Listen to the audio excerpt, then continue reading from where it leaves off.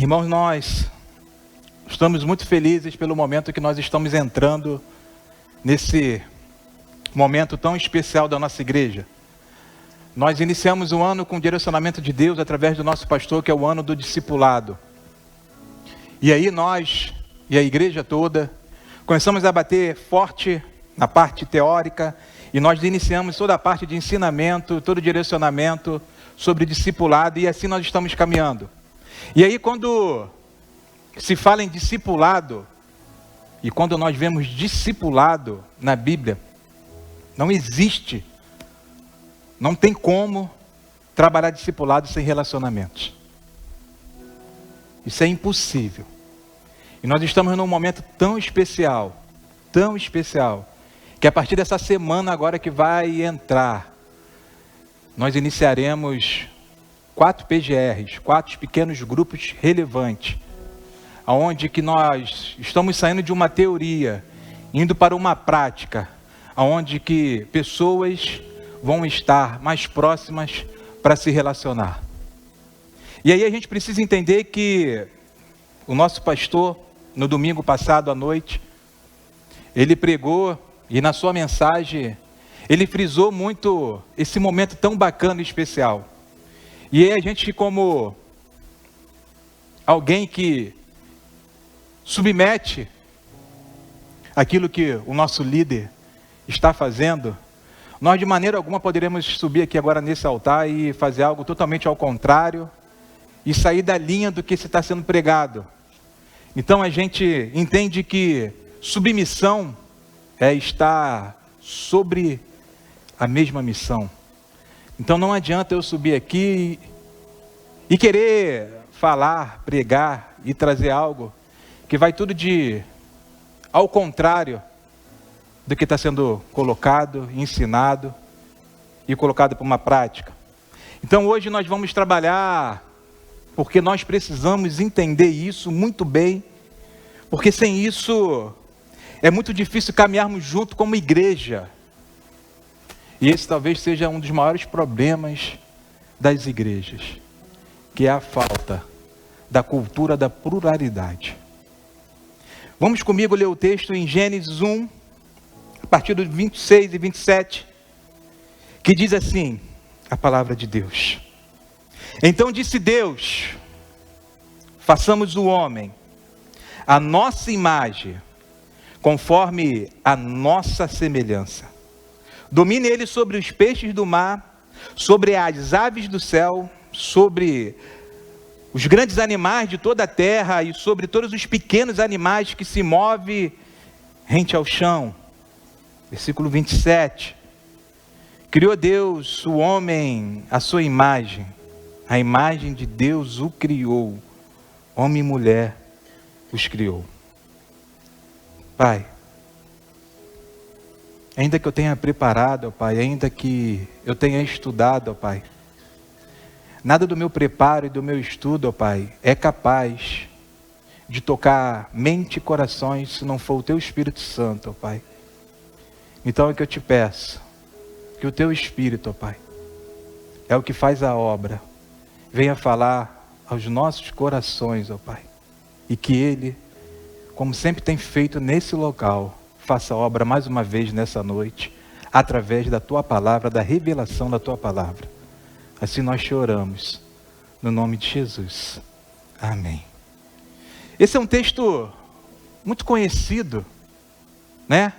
Geralmente em concílio, quando se vai falar de trindade ou triunidade, se usa muito esse texto, porque nós temos um Deus, um único Deus verdadeiro, e Ele vem criando nos versos anteriores. E quando nós chegamos no versículo 26, esse Deus que é único, um único Deus, Ele usa o verbo na primeira pessoa, dizendo, façamos o homem a nossa imagem, conforme a nossa semelhança. Então, a triunidade vai dizer que é um único Deus, porém é três pessoas: Deus Pai, Deus Filho e o Espírito Santo. Quando nós olhamos para Gênesis 1, o primeiro versículo da Bíblia, como se inicia: no princípio criou Deus os céus e a terra, Bereshit bara Elohim. Quando nós olhamos para esse primeiro versículo, ali já nós encontramos a pluralidade. Na palavra ali a respeito de Deus. Ali Deus está no plural, um único Deus.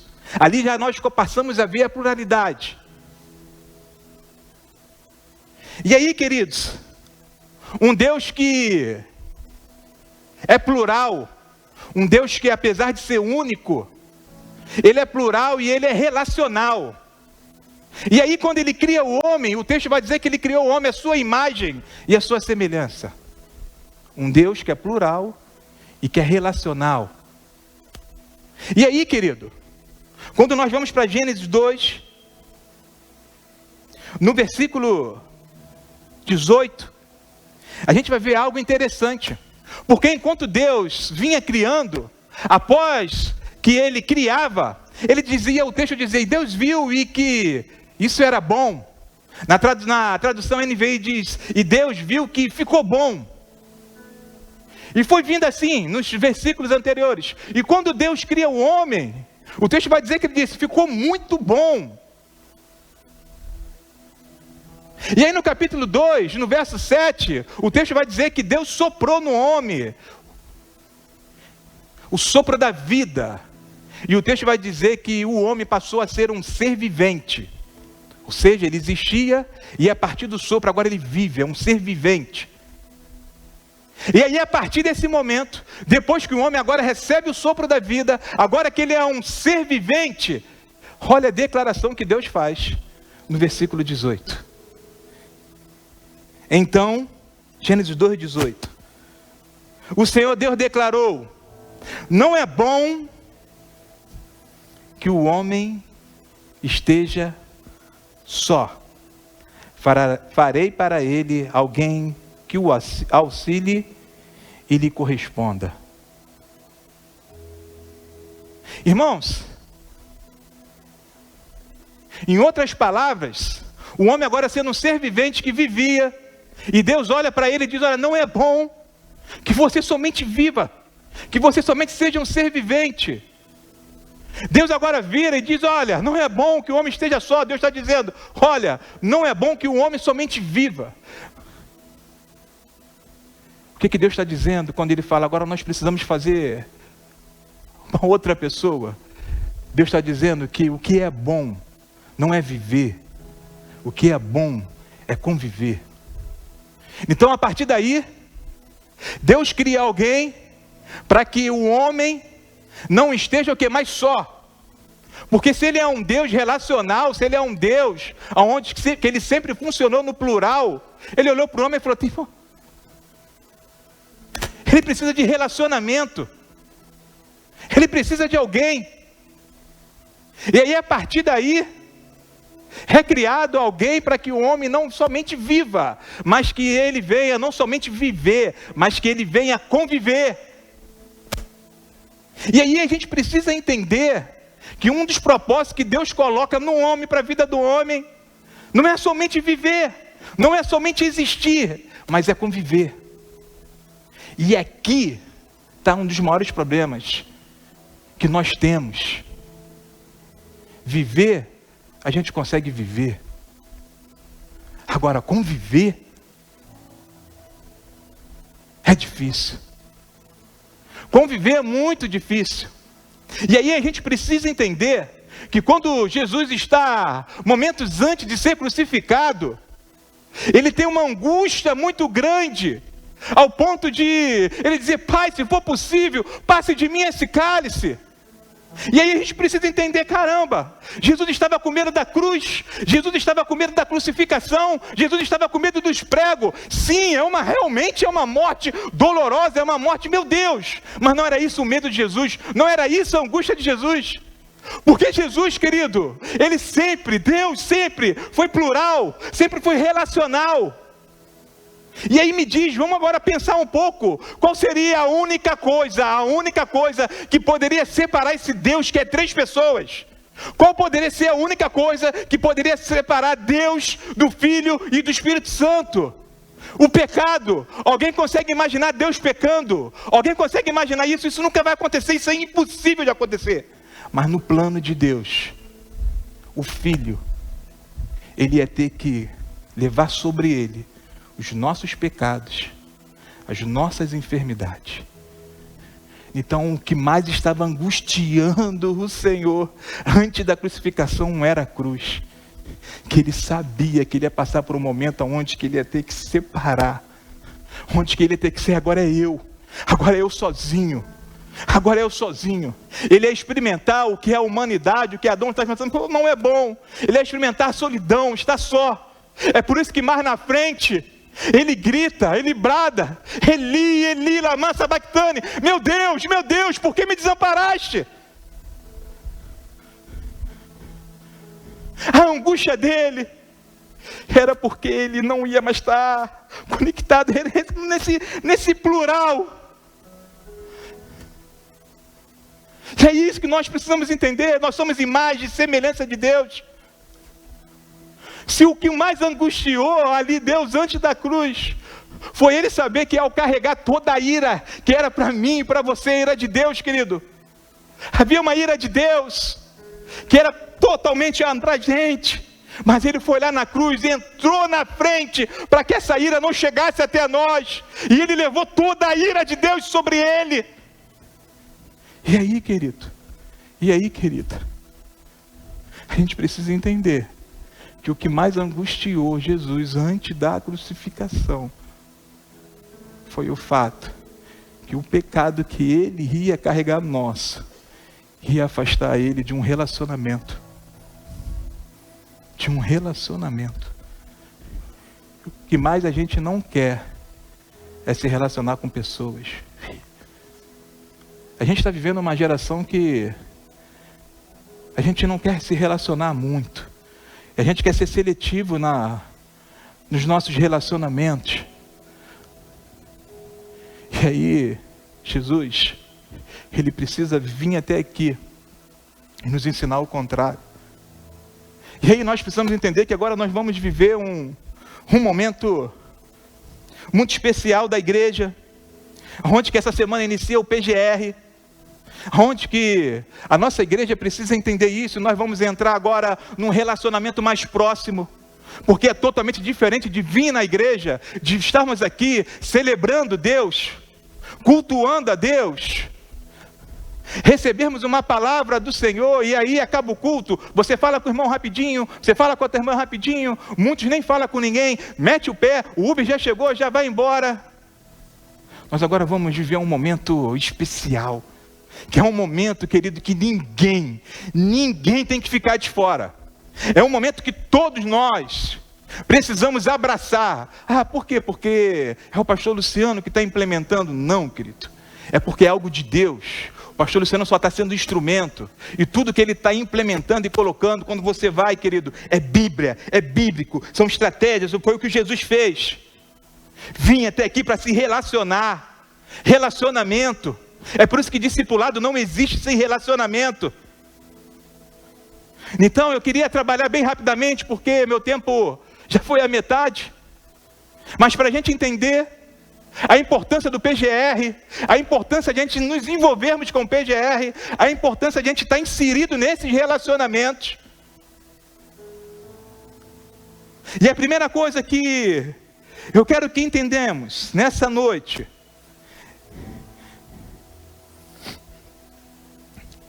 é que nós precisamos cumprir o propósito e a obra que Deus colocou no homem. Isso é a primeira coisa que a gente precisa entender. A gente precisa cumprir o propósito de Deus. De que forma? Glorificando a Deus. Glorificando a Deus. Deixa eu explicar um negócio aqui para você. Talvez você entenda e tenha um entendimento que glorificar a Deus é vir na igreja, levantar a mão e dizer glória a Deus. Deus seja glorificado. Deus, tu é bom, Senhor. Às vezes você tem um entendimento que isso é glorificar a Deus. Só que se nós entramos por essas portas E chegamos aqui, levantamos a mão e dizemos: Deus, glorificado seja o teu nome, Deus, glória a Deus, aleluia. Se nós praticamos isso aqui dentro, mas quando nós saímos lá fora, nós falamos palavrão. Se quando nós saímos lá fora, na primeira fechada que a gente leva, a gente xinga o outro. Se quando nós chegamos em casa, a gente trata mal a nossa esposa, o nosso marido, os nossos filhos. Se quando a gente chega em casa, a gente não consegue ter um relacionamento onde que a gente realmente seja alguém que esteja cumprindo a vontade de Deus, querido, isso não é glorificar a Deus. Isso nunca foi glorificar a Deus. E aí a gente precisa entender, Marcelo, o que é glorificar a Deus? Vamos para a oração de Jesus. Vamos para a oração de Jesus em João 17, versículo 4. Jesus disse o seguinte: eu te glorifiquei na terra. Opa, Jesus está dizendo que quando ele esteve aqui na terra, ele glorificou ao Senhor. Então vamos ver. De que forma, Senhor? Levantando as mãos, dizendo aleluia, dizendo glória a Deus, vírgula. De que forma, Jesus, em sua oração, ele complementa? Contemplando, completando a obra que me deste para fazer.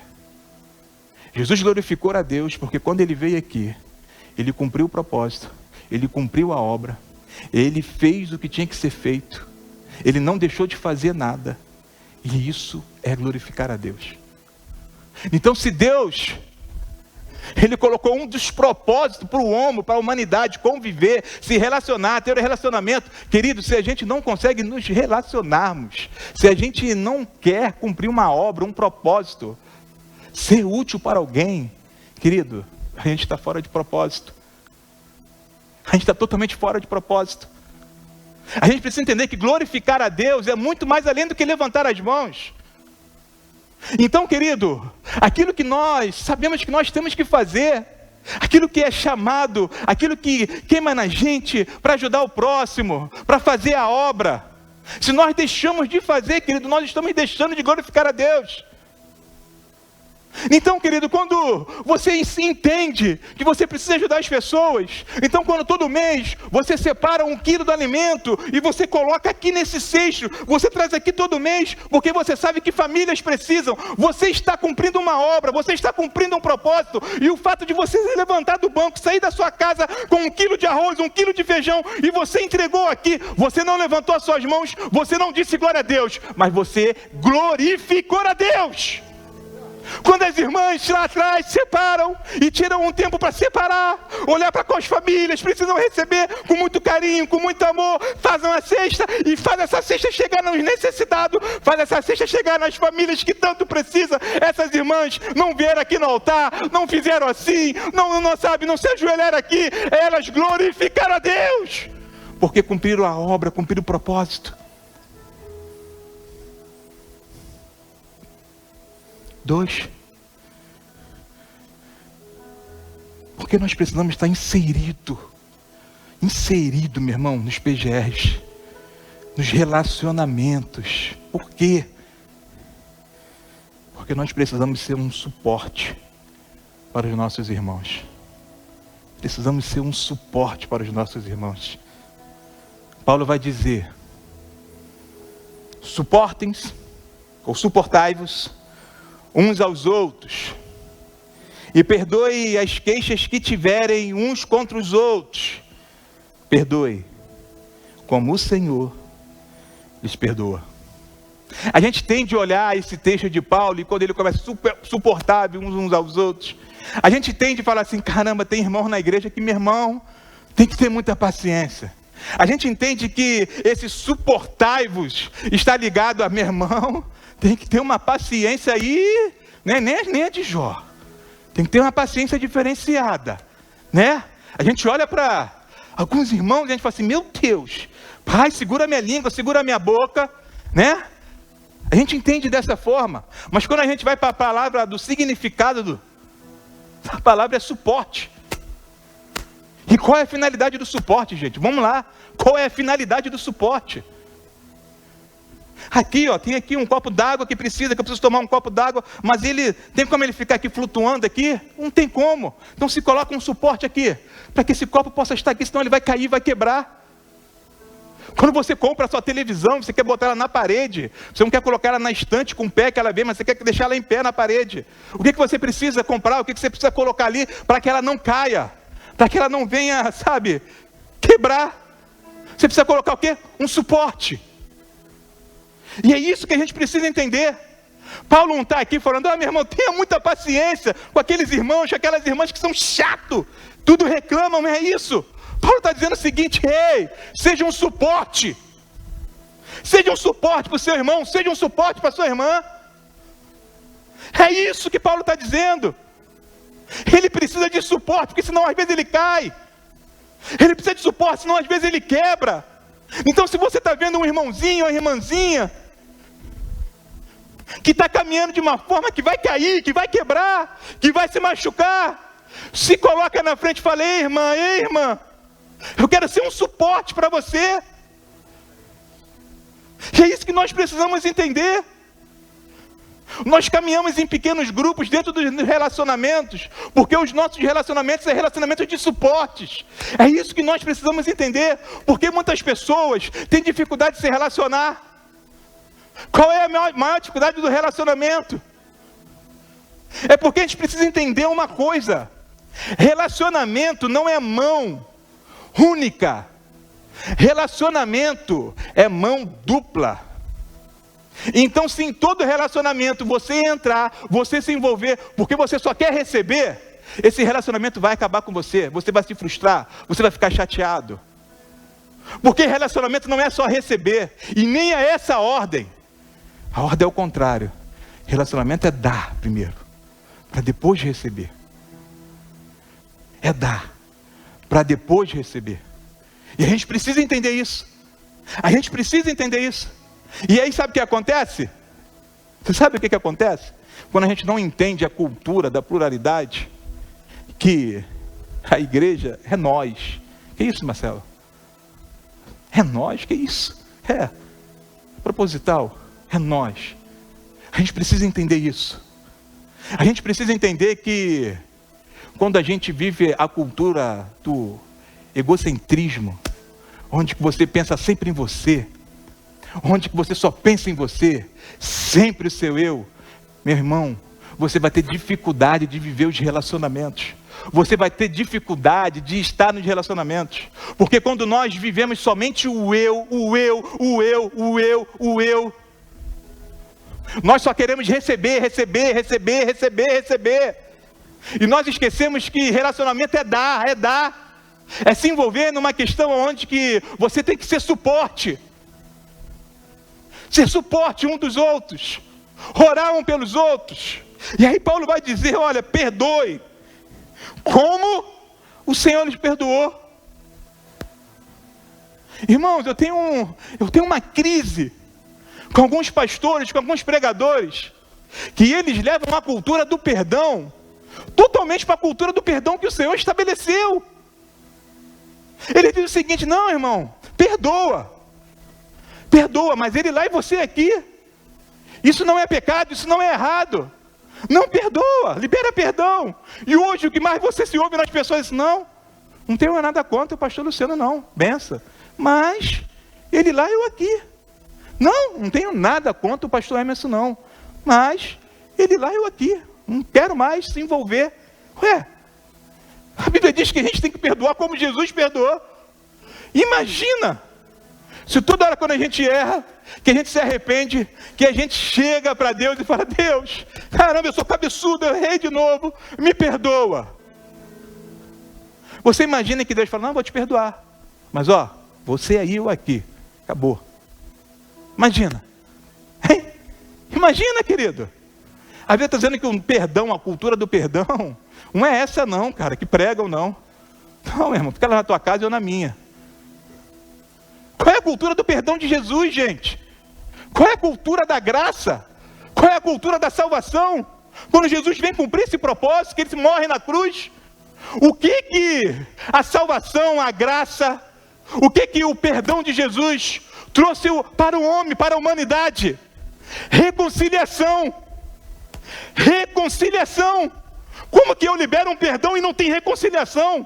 Como que eu libero um perdão e não tem mais relacionamento? Que perdão é esse? Que cultura de perdão é essa, igreja?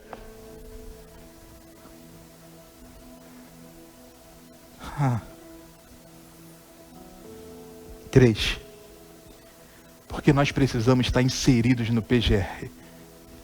Porque PGR é ambiente de confissão. PGR é ambiente de confissão. A Bíblia vai dizer que se confessarmos os nossos pecados, Ele é fiel e justo para nos perdoar dos nossos pecados. Deus. Mas olha o que Tiago vai dizer quando nós confessamos para o próximo. Isso é você confessando para Deus. Olha o que Tiago vai dizer em Tiago 5:16. Portanto, confesse os seus pecados uns aos outros e orem uns pelos outros para serem perdoados, está dizendo aí o texto? Quando a gente confessa para Deus, nós somos perdoados. Mas quando a gente confessa para o próximo, o que há? Cura. Pegou? O porquê você tem que estar inserido nos pequenos grupos? Entendeu porque você tem que fazer parte disso? Tem coisa na sua vida que precisa de cura. E você vai ser curado num ambiente desse. Porque PGR é relacionamento. PGR é um grupo pequeno de relacionamento, onde que pessoas passam a se relacionar e a confessar para o outro aquilo que está dentro dele, aquele pecado, aquilo que tem, sabe, prejudicado a sua vida. E quando você faz isso, querido, você não vira menor do que o outro. Quando você faz isso, não fica pensando que, caramba, Quando você faz isso, está colocando para fora, ele está gerando cura. Está gerando cura. Confessar é cura, é gerar cura.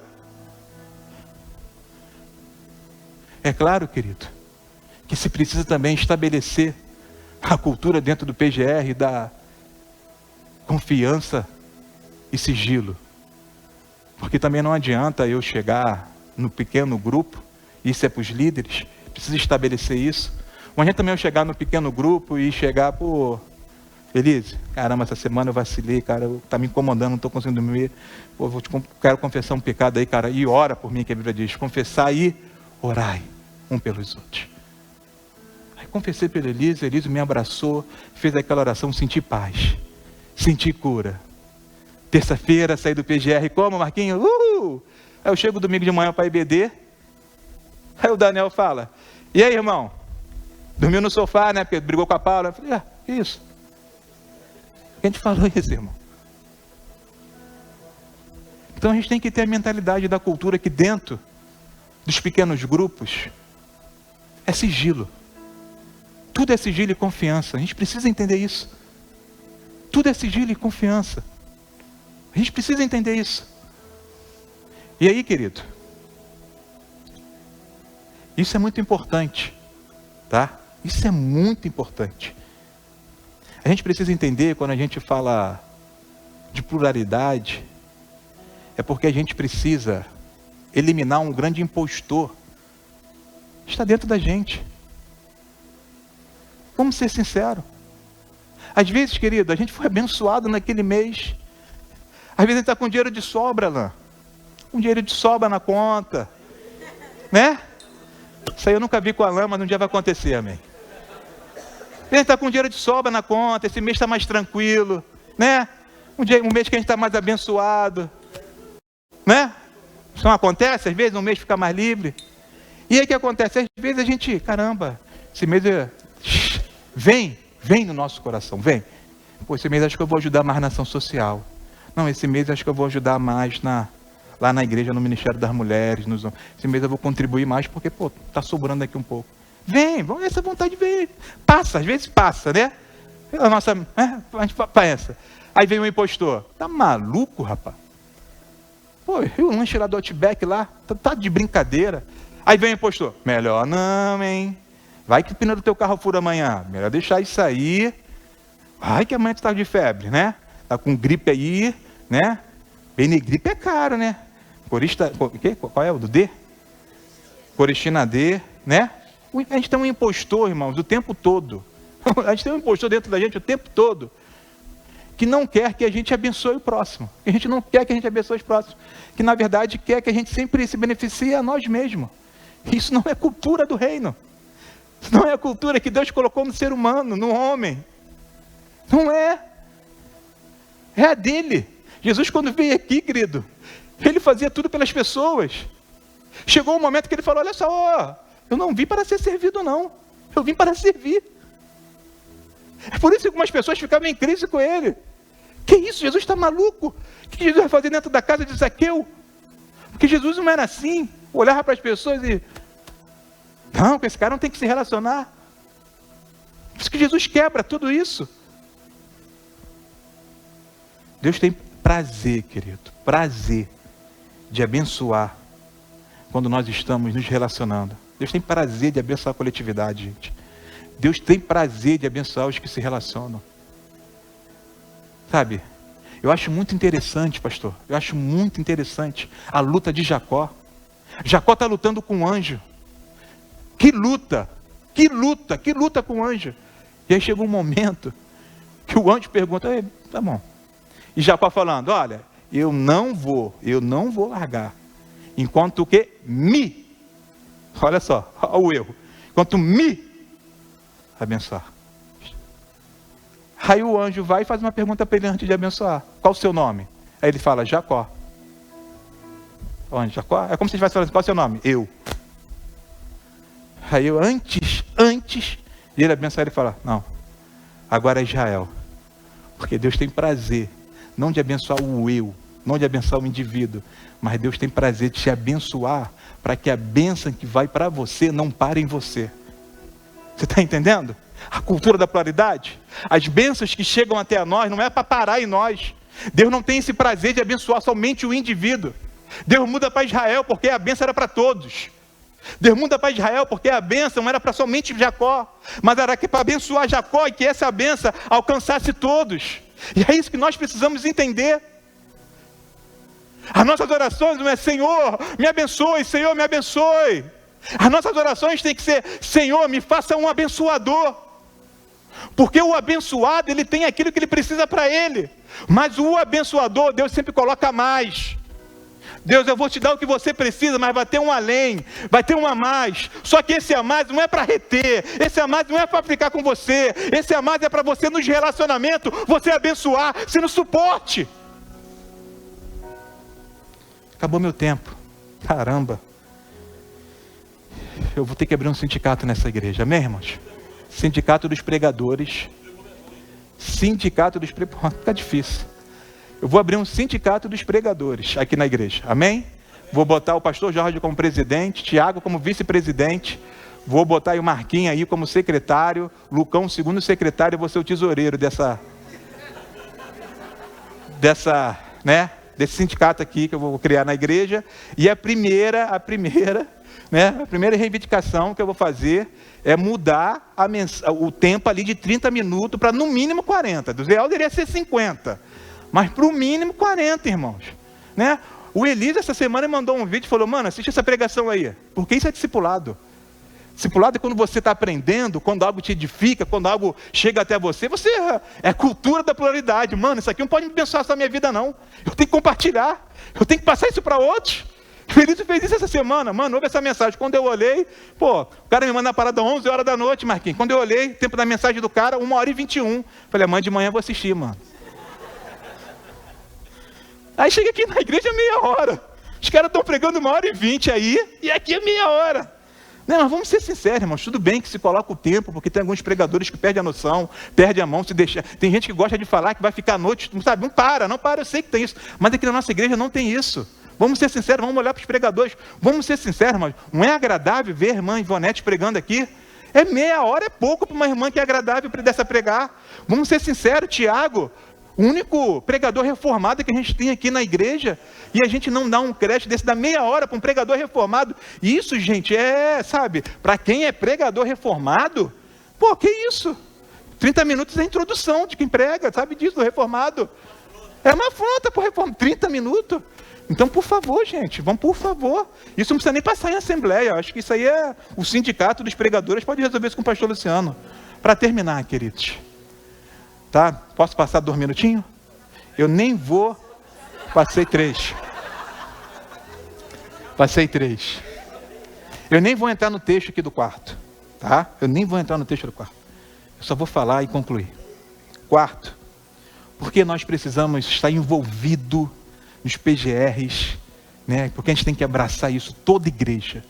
Se você ainda não recebeu um convite de um líder, né? Espera que vai chegar. E se não chegou ainda, pode me procurar ou pode procurar o pastor Luciano depois do culto. Fala, eu quero estar inserido nisso. Eu quero ser abençoado.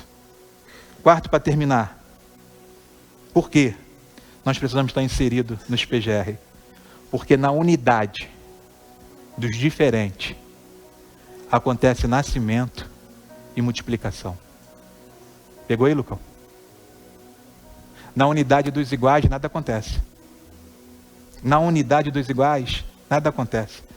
Para a gente finalizar, para a gente voltar para o texto, senão o Tiago vai falar, pô, saiu muito do texto, né? Para não receber essa crítica. Então, para a gente finalizar, voltando para o texto, né? Na unidade, pastor, dos diferentes acontece nascimento e multiplicação. Deus falou, não é bom que o homem esteja só, e ele criou alguém. E esse alguém que ele criou não era igual a Adão, era diferente dele. E na unidade de Adão e de Eva, na unidade dos diferentes, houve nascimento e houve multiplicação. Porque nós precisamos estar no PGR, nesse grupo de pessoas diferentes, que não é igual a você, que pensa diferente de você, né? Uns mais chatinhos, outros menos. Por quê? Porque na unidade dos diferentes acontece algo. Nascimento. É nos diferentes. Você imagina, querido, se todo mundo, né, fosse reformado que nem o Tiago, né? A gente ia numa linha, não ia acontecer nada novo. Tudo ia ser sempre naquela linha, não ia ter nada novo e diferente. Por quê? Porque todo mundo pensando igual, todo mundo igual. Todo mundo igualzinho. Mas é na unidade. Fica de pé. Dos diferentes.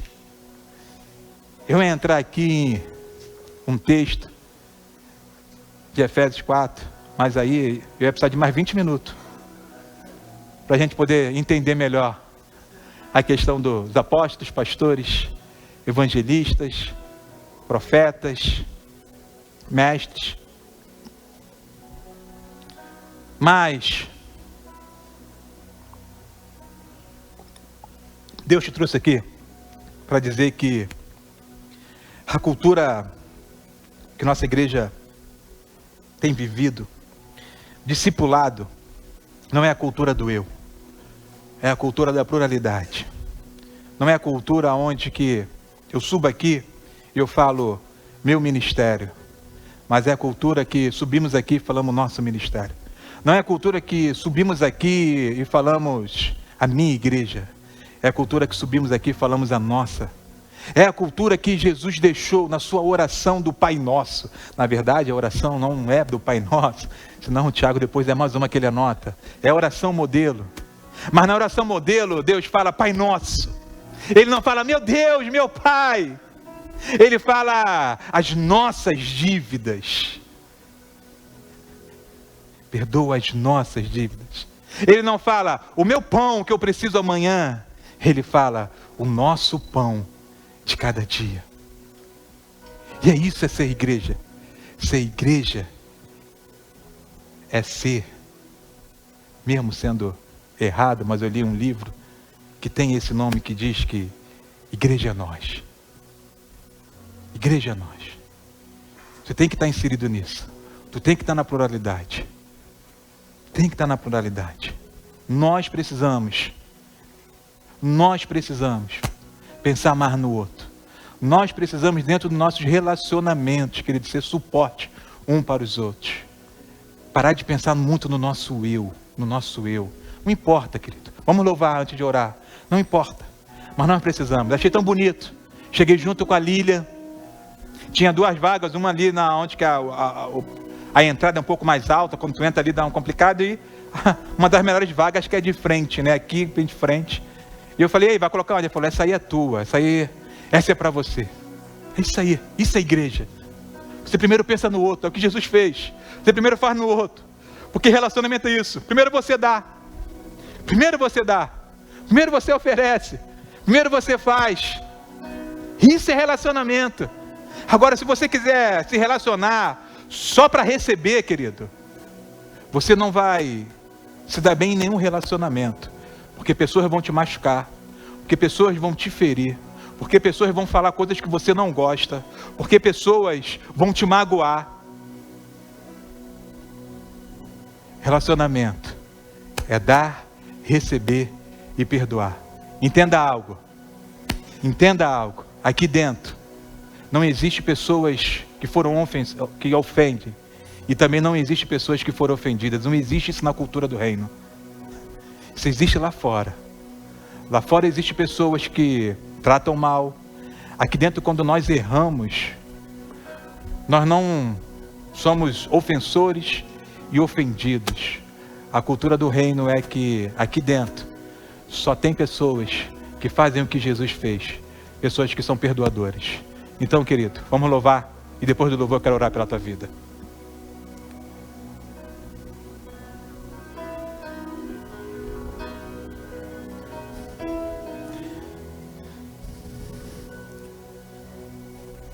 Oh meu Jesus,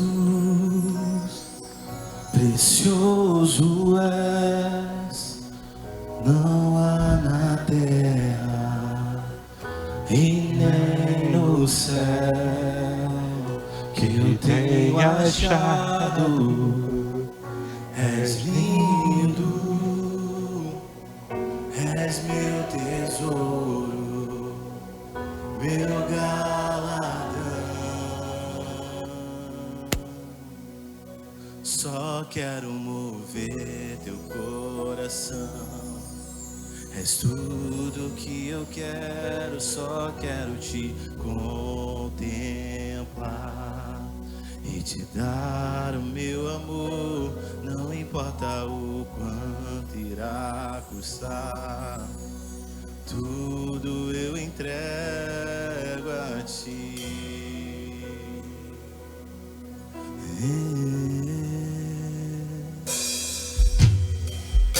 Oh meu Jesus, oferto a ti os meus desejos, sonhos e anseios. Desafia minha vida como sacrifício, só pra te bendizer. Eu só quero mover meu coração.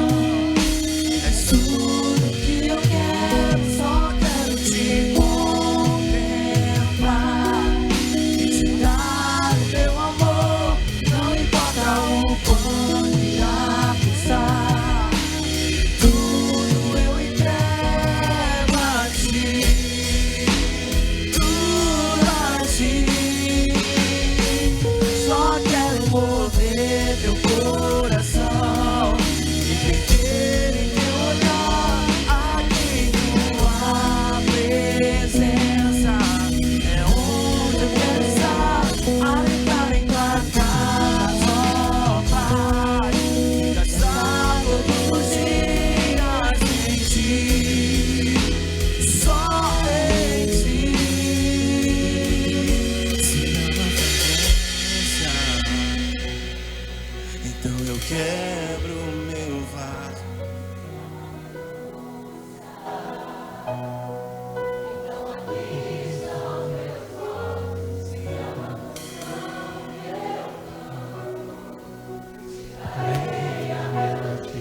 Me diga o que te move.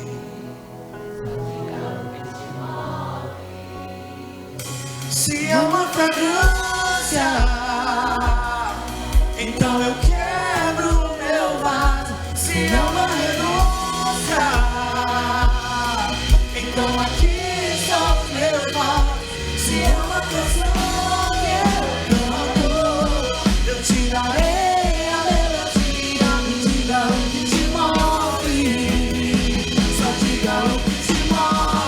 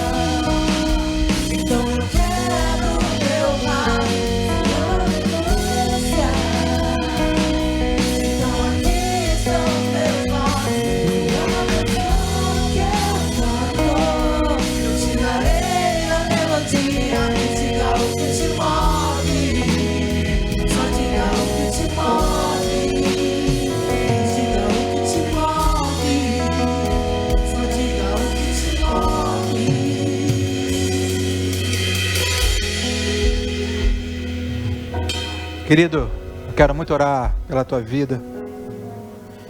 E a gente precisa entender que Deus, Ele quer restaurar o nosso relacionamento horizontal.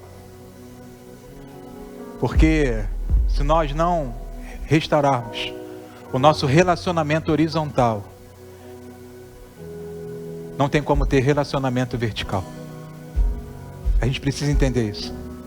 Certa vez, Jesus disse: olha, se lembrares, quando estiver trazendo a oferta para o meu altar, que você teve algo com um irmão ou com uma irmã, você vai lá se reconciliar com ela. E somente depois você vai entregar a oferta. Jesus está dizendo o seguinte: se você vem aqui todos os cultos com problema de relacionamento, querido, com problema de perdão, se você vem aqui e você não consegue, olhar para a cara de alguns irmãos, Jesus está dizendo o seguinte: você está enxugando gelo. Não tem como ter um relacionamento vertical se antes você não ter um relacionamento horizontal da forma que precisa ter. A gente precisa entender isso. Querido, Deus te trouxe aqui que você precisa liberar perdão, querido. Você precisa liberar perdão para o teu pai, para a tua mãe, para o teu filho, para a tua esposa, para o teu marido, quem é que for. Não dá mais para viver assim, não dá mais para carregar a vida dessa forma. Você precisa ter esse entendimento. Não tem como. Irmãos, olha que loucura. O apóstolo Paulo falando para os homens, por maridos, dizendo: olha, se você está com um problema em casa com a mulher, não perdoa. Meu irmão, as suas orações não são atendidas. Olha o que Paulo está dizendo. Não tem como ter relacionamento vertical com o Senhor se nós não tivermos um relacionamento sadio e horizontal. Não tem como. É perca de tempo entrar aqui todo domingo, vir aqui para a igreja todo domingo, se a gente não consegue se relacionar com os irmãos. A gente precisa entender, as pessoas vão nos mascarar, as pessoas vão falar coisa que a gente não gosta, mas a cultura que está aqui, a cultura do reino, não são de pessoas ofensoras e ofendidas, são pessoas que a todo tempo perdoa, que libera perdão, que perdoa, que não carrega para si, que não leva para casa mágoa, que não leva para ressentimento. São pessoas que são perdoadoras. Não deixe o impostor que está dentro de você dizer: não perdoa, você é fraquinho, você é bobinho, você vai perdoar. Deixa de ser bobo, olha o que ele fez, olha o que ela fez, olha o que ele falou, olha o que ela fez. Deixa de ser bobo, deixa de ser fraco. Entenda algo, querido: Jesus não nos perdoou porque ele era bobo, porque ele era fraco. Jesus nos perdoou porque ele tem maturidade. É por isso que a igreja tem que ter maturidade. É por isso que Paulo diz que os ministérios foram criados para a gente chegar a uma maturidade. Porque se nós não tivermos maturidade, nós não conseguimos perdoar. Essa é a grande verdade. E a gente não consegue se relacionar. Essa é a grande verdade. Então, querido, Deus te trouxe aqui para dizer o seguinte: se você se lembrou de alguém, se tiver gente aqui dentro, querido, não espera amanhã não. Não espera chegar em casa para mandar o WhatsApp não. Se reconcilia hoje. Abraça hoje. Pede perdão hoje. Chega junto hoje. Pede perdão hoje. Se lembrou de alguém que não está aqui, manda mensagem, liga. Mas não deixa de perdoar. Não deixa de liberar perdão. Bota a mão no teu coração que eu quero orar por você.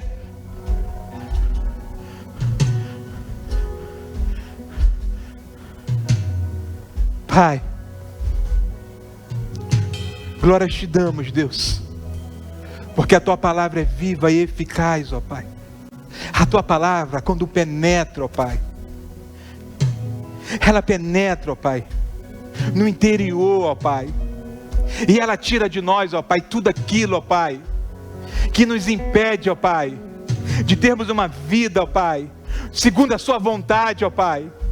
Pai, que a palavra ministrada, ó Pai, não seja somente uma palavra que nós ouvimos e nós falamos legal, mas que seja uma palavra, ó Deus, que gere em nós, ó Pai, postura de posicionamento, ó Pai. Que nós venhamos acessar, ó Pai, aquilo que é espiritual, ó Pai, para vencer aquilo, ó Pai, que é carnal, que é aquilo que é da humanidade. Que nós venhamos acessar o espiritual, ó Pai, para calar a boca do impostor que está dentro de nós, ó Pai, o tempo todo, querendo que a gente faça as coisas voltadas para a gente, colocando a gente no centro e esquecendo, ó Pai, que quem está no centro da nossa vida, quem está no centro da nossa casa, da nossa família, tem que ser o Senhor Jesus. E quando nós temos esse entendimento, e quando nós carregamos dentro de nós o Teu Espírito, o Espírito da verdade, ó Pai, nós precisamos, ó Pai, nos relacionarmos com amor, ó Pai, porque, ó Pai, o apóstolo João, ó Pai, ele vai dizer que ninguém viu a Deus. Ninguém viu a Deus, mas se nós nos amarmos uns aos outros, Deus se faz presente ali. Oh Pai, ó Pai, pedimos que o Teu Espírito Santo, ó Pai, o que convence o homem, ó Pai, o Teu Espírito Santo que faz a obra, Deus, trabalha nos corações, trabalha na mente, ó Pai, que em nome de Jesus, ó Pai, toda barreira, ó Pai, tudo aquilo, ó Pai, que foi gerado, ó Pai, que não tem, ó Pai, durante dias, semanas, meses, anos, ó Pai, trabalhar de uma forma que não tem permitido pessoas a liberar perdão, ó Pai, que nessa noite venha ser quebrado pelo sangue, pelo poder que há no nome de Jesus. Ah, Espírito Santo de Deus, nós queremos ter um relacionamento, ó Pai, puro com o Senhor. Mas antes, ó Pai, nós queremos e entendemos, ó Pai, que nós precisamos ter um relacionamento com o nosso próximo, de amor, de cuidado, de suporte. Cria isso em nós, ó Pai. Estabeleça essa cultura nos nossos dias, nas nossas práticas, que isso vira um comportamento, ó Pai, nas nossas vidas, na nossa caminhada, Deus.